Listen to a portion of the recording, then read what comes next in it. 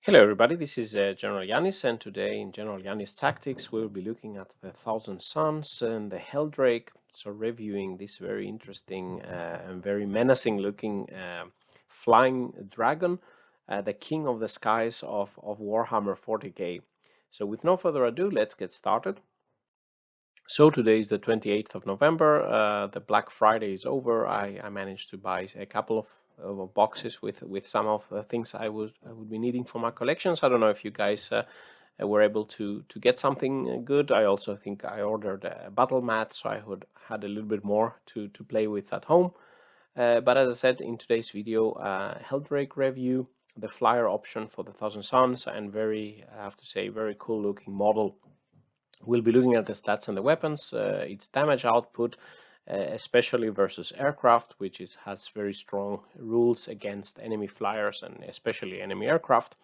Looking at the durability, looking also what Death Card can do to it, and then combos and uses, how can it be played, and then some summary and final thoughts. So with no further ado, let's take a look.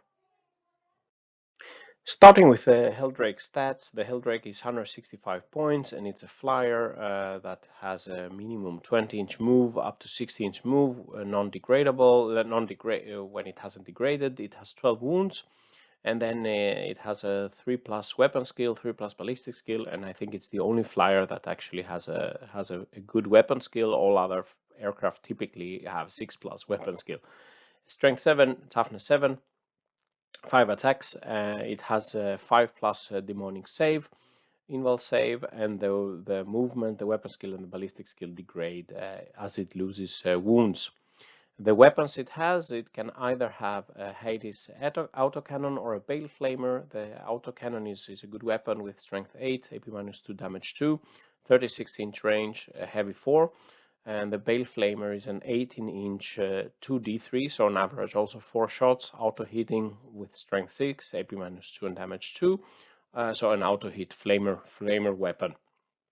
And then in melee, it has the Heldrake claws, so it's a very good threat in melee. It has the strength 7, AP -2, damage 2. But if it attacks an aircraft, the damage characteristic is a nice 4, flat 4 damage. So it's really effective against enemy aircraft. It has the airborne predator, which means that you can only select aircraft to charge, and it can only fight in the melee phase against other units that can fly. In the supersonic that basically all aircraft have is you can pivot first up to 90 degrees and then you have to move in a straight line.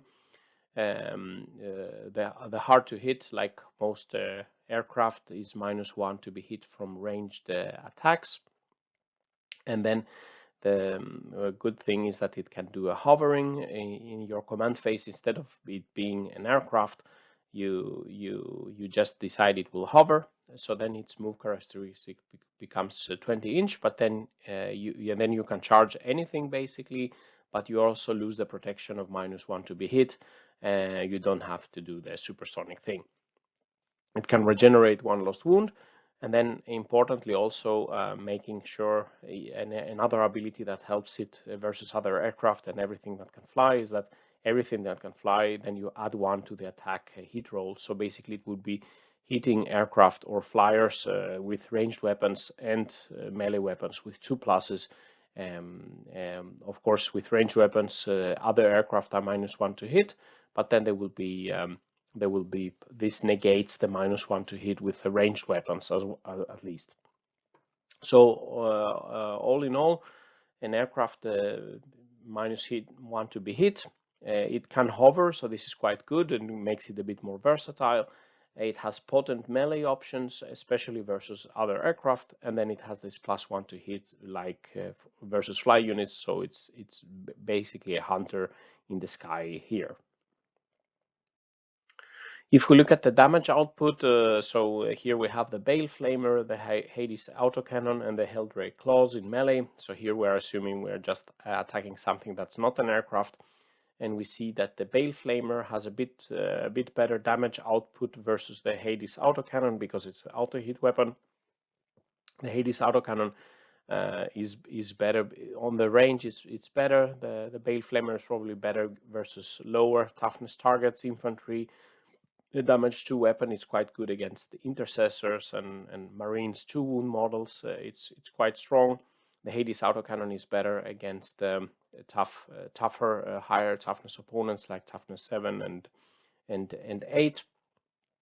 The baseline versus Death Guard is not very good because everything it has is basically damage 2 weapons, which becomes damage 1 weapons with Death Guard, so not many wounds, maybe 1-2 wounds on average with each shots, and the melee versus normal Death Guard units. So nothing super fancy, a bit better versus the rest of the army, but still not a huge damage output. 2-3 wounds.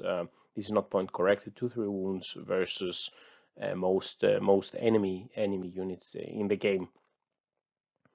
Yeah. But let's look at the damage output versus aircraft. If it faces some of the very cool looking aircraft in the very diverse looking aircraft in the Warhammer universe, we can see here it can do with no further buffs. It would be able to do 5 up to 7 wounds to something like a Doomed Scythe, the Dakka Jet. It doesn't have a very good save. It has a 4+ save, but it has the ramshackle ability, decreasing the damage to 3, like a discussion resilience, because the strength of the claw is only strength 7. Something like an Archaeopter or a Storm Raven or a Valkyrie. It's also 5-6 wounds here on average in melee. The Void Raven, it's a bit higher here. And then in the Heldrake, a mirror match, it would be around 5-6 wounds as well. Something that can fly, that's not an aircraft, for example, the 30 blow drone from Death Guard, not very efficient because the damage 2 becomes damage 1. It gets still the +1 to hit, but with 5 attacks against the 30 blow drone, it's nothing particularly scary for a Death Guard flyer. At least that's not an aircraft. One good buff to increase the damage versus aircraft is the Swelled by the Warp spell, which gives it a strength 9 +2 strength basically on its profile. So the strength 9 really helps it to wound the enemy aircraft. Most of them are toughness 7. It avoids the ramshackle ability of the orcs. So here we go up to 9-11 wounds. So that's quite severe damage. If we have a Swelled by the Warp, we also get 6 attacks instead of 5 attacks. Still nothing particularly not much better versus a 30 blow drone here. On top, we also have here the Flamer or the Hades autocannon. Hades autocannon has a better damage output versus this aircraft because they are all basically quite tough, toughness 7. Then the Hades autocannon is better, -1 to hit enemy aircraft, but +1 to hit from Hunter in the sky. So still hitting on 3 pluses with the Hades autocannon, and then a strength 8 weapon. Quite helpful. Again, a bit lackluster as we saw versus Death Guard. So the Heldrake has the range to fly and engage any enemy aircraft, and expected damage is very high. So at least it would bracket an enemy aircraft. The Swelled by the Warp definitely helps, and the Hades autocannon is the better option if it wants to go after enemy tough aircraft. Let's say you don't get the penalty to shoot with Hunter of the skies. If we look particularly on Death Guard and the Heldrake, so Death Guard doesn't have very big access to flyers, to aircraft, but for example, something that can fly is quite dangerous for the Heldrake. A Demon Prince with the sword and the wings can charge the Heldrake and do a lot of damage, 7 wounds. If it has the Warp Insect Hive Relic from Mortarian's Anvil, it's 10, 14, 10, 11 wounds, almost taking it out in one round of combat here expected. The 30 blow drone with the mower can also charge the Heldrake, so 8 wounds expected here with no further buffs. So those can severely cripple Heldrake. Not so efficient to shoot at the Heldrake. It's -1 to be hit. The Plague Scroller with Entropy Cannon and a Mortar will be doing 4 wounds, so it's not super efficient. Even a buffed Contemptor with a Talisman with Volkites would be doing 6 wounds on average. The Heldrake can be protected from mortal wounds with 1 command point, so that would decrease a little bit this damage. But as I said, the family seems to be always be the worst. So Demon Prince with the wings and the 30 Broadwing with the more in melee are severe big threats to Heldrake. The Heldrake is not afraid so much of other aircraft, and shooting damage is quite protected. And basically, it's fly units with melee, and especially Death Guard are let's say a tough opponent for the Heldrake. Moving on to the durability of the Heldrake, not point corrected here. Here we are looking at the number of shots a Heldrake would take to be destroyed. And due to the -1 to hit, it has a high durability versus ranged weapons. It has a toughness 7. It regenerates 1 wound per round, increasing its durability. And because normally most of these things would be hitting on most of the weapons would be hitting on 3 pluses, but the Heldrake then you are hitting on 4 pluses. So it can take quite a lot of more shots actually than, for example, the Mutalith Vortex Beast or let's say the Forge Fiend or Mauler Fiend, even if those the Mutalith Vortex Beast has more wounds. Also, the heavy weaponry, it can take quite a lot of shots from the heavy weapons better compared to the other Thousand Suns vehicles, and this is due to the -1 to be hit with ranged weapons.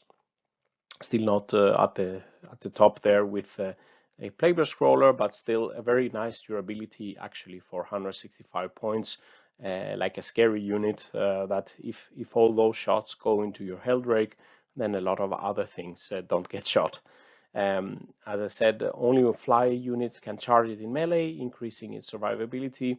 So you are putting 12 intimidating wounds on the table, toughness 7, 5+ invul, -1 to be hit from ranged. It's a strong combo. When it hovers, if you go hovering to charge something that isn't fly, it loses the -1 to be hit, so then its durability will be decreased here, but then already probably you have gotten your worth of durability from this unit. So looking at some combos and the uses, one particularly strong stratagem is the Vector Strike. For 1 command point after you have moved and fly over your Thousand Suns Heldrake, you can select 1 unit it passed over that is not a character with less than 9 wounds. On a 2+, you give D3 mortal wounds to that unit, so basically like almost like a smite. If the opponent unit was a flyer, it gets 3 flat mortal wounds. This is quite strong, like a mini smite mortal wound bomb. So that's really nice, adding a bit of mortal wounds on top of whatever it can do with its shooting and its melee weapons. For 1 command point, I think that's a good stratagem. And basically, with this high mobility of the aircraft, you can fly across whatever vector you would like on the table to pass over something you would like to deal some mortal wounds to. The Swell by the Warp spell, as I said, a strong use on the Heldrake, bringing its melee claws on to strength 9 +2 strength basically, and you get 1 more attack. So especially versus aircraft, this is a strong combo. But you have to have a Psyker within 12 inch of this model to cast it. Biomechanical stratagem for 1 command point. You can give a vehicle, Thousand Suns vehicle, 5+ protection from mortal wounds. Good if your opponent is trying to smite it or use Contemptors with Volkites to shoot at it, then you can use this additional protection if you want. And Sorcered Infusion, you can give the weapons more AP +1 if they are within 6 inch of a Psyker. This could help, but already all its weapons are AP -2. That's probably enough for most of what you will be fighting. The normal psychic stuff that Thousand Suns have always help. The presage +1 to hit, but it already, let's say, has +1 to hit versus aircraft and flyers. Glamour of Genes -1 to be hit, but it already has, again, from ranged -1 to be hit. Normally, typically doesn't stack. And then you can also give it the 4+ Invul psychic spell if you want to increase its durability. So the roles that come to mind, of course, as an anti-aircraft enemy, anti-aircraft unit, very strong in that particular niche role. It can take out, if your opponent is bringing flyers, then you can take the Heldrake and it will have a fun time in the skies, I believe. You can use it also to smoke out enemy hidden units, something that can shoot out of line of sight. For example, hive guards, you can fly there, shoot, and force them to move or stay. And then next turn you hover, and then you can charge them to tie them down if it survives the shooting. It has a very high intimidation factor, I would assume, a very big model, scary looking monster that flies over to the opponent, forcing them to take some decisions, and therefore it can absorb shots that it doesn't target some of the URLs of your units. It could also be used strategically if there are some paths you can block, because it is aircraft. Your opponent can go over its base, but it cannot stop on its base. So if you put it a bit strategically between some ruins, you could be hindering your opponent some moves. So I think some clever players could utilize that aspect of the very big base and placing it to block some important terrain. So I will show you a bit in Tabletop Simulator the anti-aircraft and just what you can do against the enemy hidden units, a bit showing you the size and how far it can move next. So let's look at some examples of the use for the impressive and big Heldrake. Look at the size of this thing on the tabletop. Here it's a 44 by 60 inch game board, so the Heldrake really can fill a whole corner. Basically, with a 20-inch minimum move and 60-inch flying move, if it's not degraded, you could reach to the other side of the board if you need. So you can really go far here. For example, if your opponent has an aircraft, here example an Archaeopter, you can fly over there and then charge it and then have a damage for 2+ hitting claws, making a very severe damage on such enemy aircraft. Another use for the Heldrakes, if your opponent, for example, doesn't have flyers, but for example has some hive guards, here in example some hidden unit that maybe can hit you out of line of sight or something like this, then you could basically, if you have the first turn here, you can just basically fly over them. You could do mortal wounds with a vector strike stratagem. You can shoot with them with the flamers and the Hades autocannon.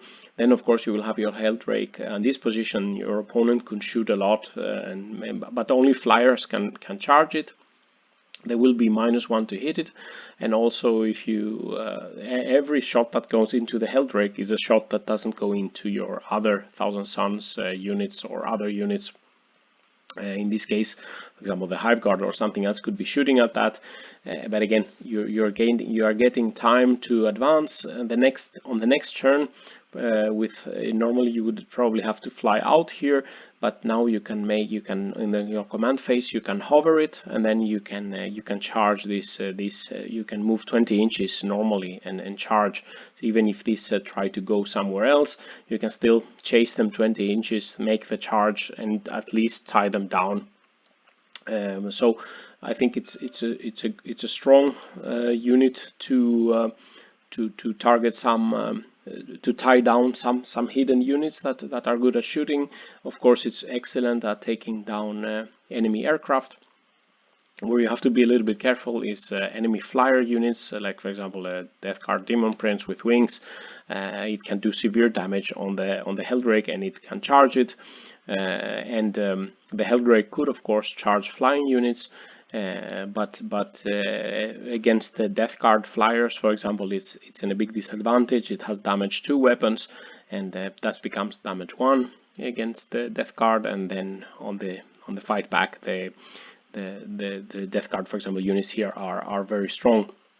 Remember that if you fly over on your movement to come to the backline, for example, if you fly over a fly unit, then the vector strike could do 3 mortal wounds flat against such a unit. Or if it's an aircraft, then you can first fly over it, deal the 3 mortal wounds with the command point, and then you charge it and with the claws.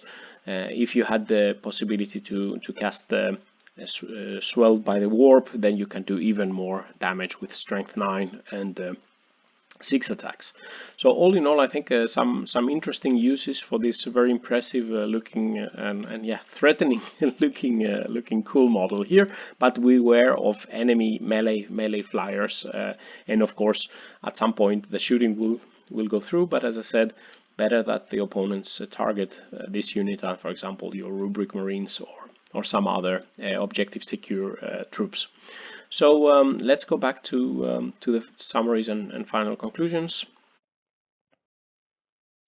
So back from Tabletop Simulator to the summary and final thoughts. So I think the Heldrake is very an interesting unit. It's very menacing looking. I really like how it looks. I have 2 in my collection. I haven't used them yet, but it would be fun to at least use one in 1,000 Suns, maybe 2,000 point game. It really is strong in the anti-aircraft specialist role, but with the new rules, I think less and less aircraft probably will be useful in 40k. Now there is a max of 2 enemy aircraft you will be facing, but it could be fun niche unit to bring, especially if you know if some of your opponent are using aircrafts. Of course, versus aircraft, it's really a killer unit. It has a very high intimidation factor, as I said. It can go anywhere basically on the table, and it can harass the enemy. You're basically asking a question from your enemy: are you going to do something about this scary looking Heldrake? But which basically isn't a super threat for most armies. It can do a couple of wounds, but it looks quite menacing, and most people don't want it to be in their backlines, flaming them and hovering and charging something weak in the backlines. And you, of course, the mortal wounds flying over, if you can do a couple of flybys and deal mortal wounds, that's always fun. So as I said, I would like to try one in my next game with 1,000 Suns. So this basically concludes the video. What do you think about the Heldrake? Have you been able to use it with the new codex? And what has your experiences been? Please let me know in your comment.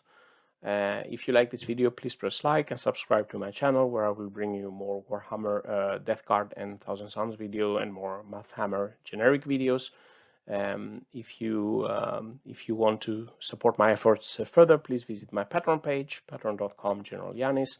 I'll publish soon a library of results from all my calculations, so that you can get access to through the Patreon page there. And a big thanks to all my patrons for the strong support. So with these words, General Yanis signing out. Stay safe out there, and bye-bye.